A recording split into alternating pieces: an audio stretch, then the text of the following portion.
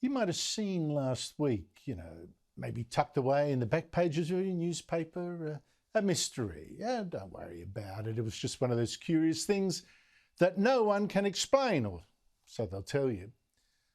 Maybe, in fact, it's what no one wants to explain, because what might you then think? It's this story: mysterious Havana Syndrome, unlikely to be an enemy attack, US says. Havana Syndrome, well, you might remember that one. It was huge for a while, caused massive international tension, threats of reprisals, American reprisals on Russia and its spies, sanctions on Cuba. But now it's a warning. It's a warning. Who can you believe when governments and journalists get involved in a scare? You see, Havana Syndrome is actually a fake. Now, it started 7 years ago in the US Embassy in Communist Cuba, where diplomats, they started to hear something strange. Felt dizzy, felt sick, and more then followed. A doctor who treated the first explained. Individual in Havana who had heard odd noises, had felt some pain in his ear, and had ringing in his ear, and the next morning was dizzy and confused. A lot of journalists and health experts then jumped on a bizarre theory, a mystery ray. There's the possibility of a directed energy exposure to these people, which has been mentioned widely, as we all know, in the popular press. Directed energy is basically what we say it is. It's some direction of, it's some energy in some form, pointed, focused on an object or on a person. A mystery ray. And suddenly, bang, diplomatic crisis. President Donald Trump blamed Cuba for sonic attacks on his diplomats, and he reversed Barack Obama's opening up with Cuba.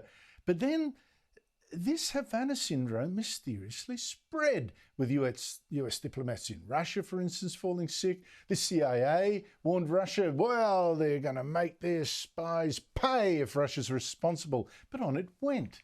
The US diplomats kept falling sick in various countries now from this buzzing or whatever it was, even after Joe Biden became president. A visit by Vice President Kamala Harris to Vietnam in August was delayed when several U.S. personnel there reported symptoms, and at least 2 had to be medevaced. And more recently, when CIA Director Bill Burns traveled to India, a member of his team reported symptoms and had to receive medical attention, according to sources, an incident which set off alarm bells within the U.S. government. Wow, this was serious. 2 CIA agents in Australia even collapsed. And the country's state broadcaster interviewed an investigative journalist who said her evidence confirmed this was a deliberate attack, and she even described the machine. It's a directed energy weapon, as far as we understand. It directs electromagnetic radiation, apparently, at the brain. It's portable. You can beam it through walls, through windows, and up to a couple miles away. This story was so sexy. I mean, straight out of James Bond. I mean, all these nefarious governments with their little gamma rays going through walls, striking down US diplomats, falling like flies. No wonder the media couldn't let it go. And the 200-odd US people who got sick, most of them diplomats, most in countries, by the way, like Russia or China or Cuba or Vietnam, where they felt unsafe. Well, their distress was so real, and I'm not doubting they felt some distress. It was so real that no politician dared doubt them. In fact, it was a great way for some politicians to build up a reputation for fighting for these victims. And who would dare look hard-hearted by saying, well, could their suffering be all in the mind? State Department personnel all over the world sacrificing themselves and their families. If they're injured on the job, they need to get the same treatment that everybody else gets. That was great. Felt like saluting. I mean, these... But by now, many diplomats were almost expecting to be attacked through their ears, And if they really did get sick, well, there was a consolation. One might even call an incentive, because President Biden would give them more than $100,000 for their suffering for the country. The public should know that this president is the first president to acknowledge the existence of Havana Syndrome or anonymous health incidents, that across the government, across the national security team, they're taking this incredibly seriously. But here's the thing.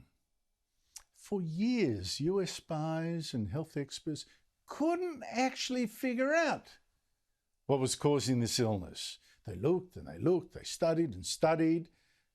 They did have a couple of reports which they buried, but really, in the end, all it came down to was last week, finally, these headlines. That whatever it was that caused these diplomats' injuries, well, it wasn't a secret weapon of the Cubans or the Russians or the Chinese or Schmersh or whatever. It wasn't some kind of sound ray.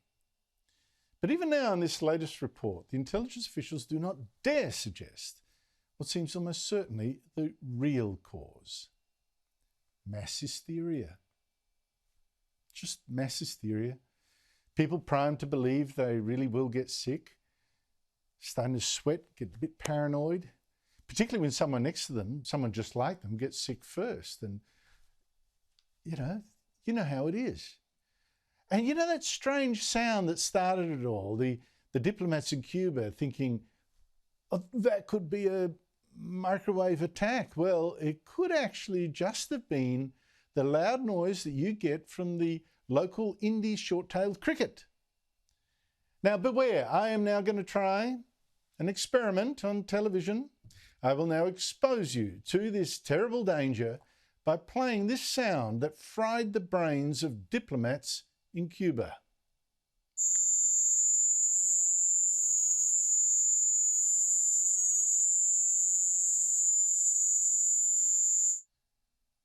Now, if you're not now, vomiting and all that, maybe you can actually see the joke here.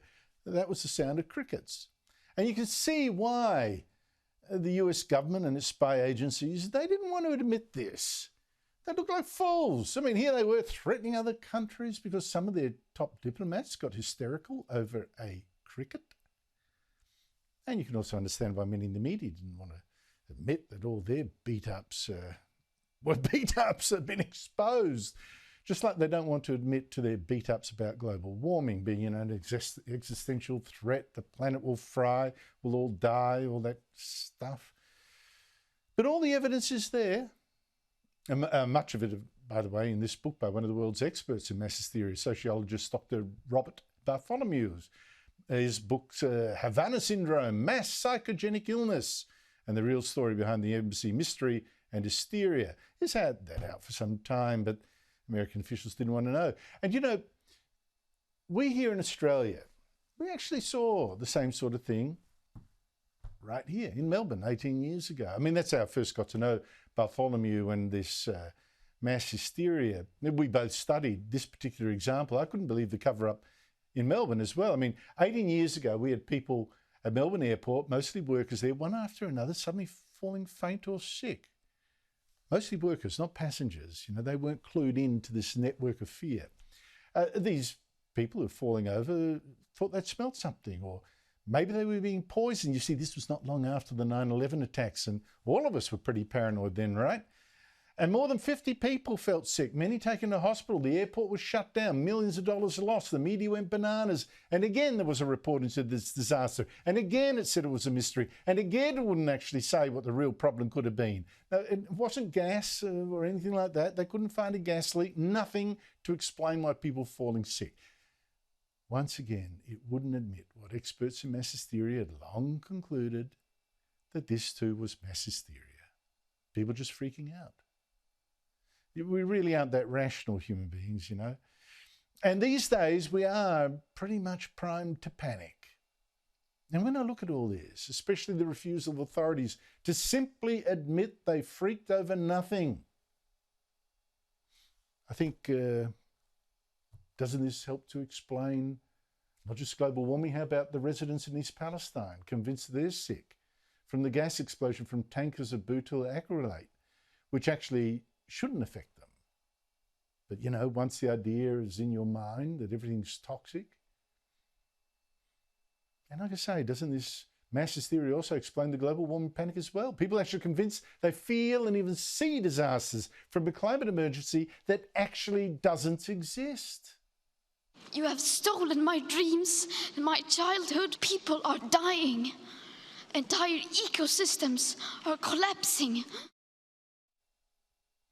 But again, which journalists and governments, which United Nations body is going to admit to whipping up this hysteria?